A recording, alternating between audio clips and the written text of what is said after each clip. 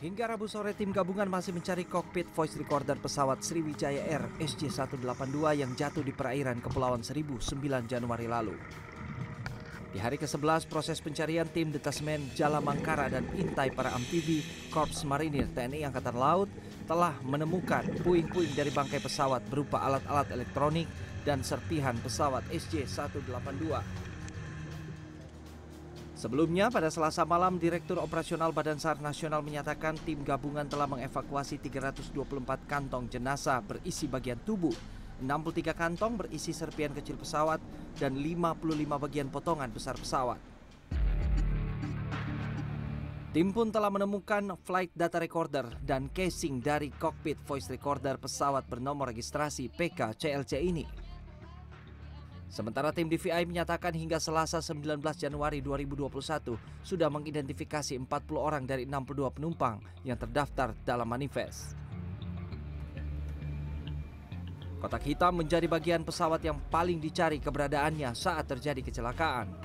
Kotak inilah yang akan memberikan jawaban atas segala pertanyaan tim investigasi untuk mengungkap penyebab kecelakaan.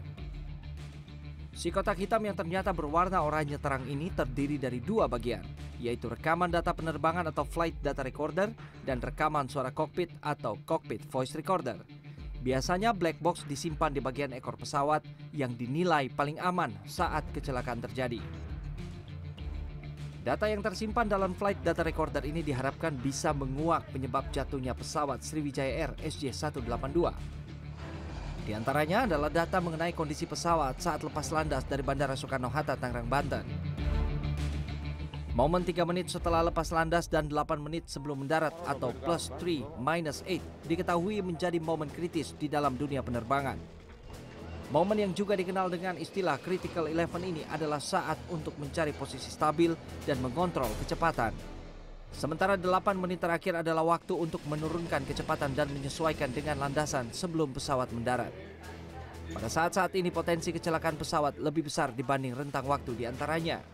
Situs resmi Airbus, accidentstats.airbus.com mencatat selama kurun waktu 20 tahun antara 1999 hingga 2019, kecelakaan paling banyak terjadi pada momen lepas landas dan mendarat. 6% dari 47% kecelakaan pesawat jenis Airbus berakhir dengan kecelakaan yang menelan korban jiwa.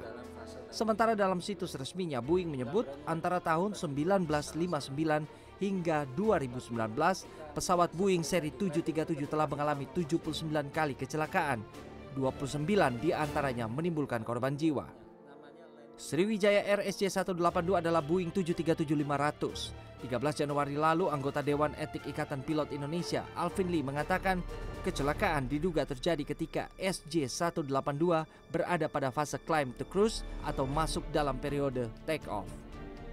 Nah, pada saat take off, ini pesawat ketinggian belum punya ketinggian sampai punya ketinggian, itu pesawat membutuhkan kecepatan.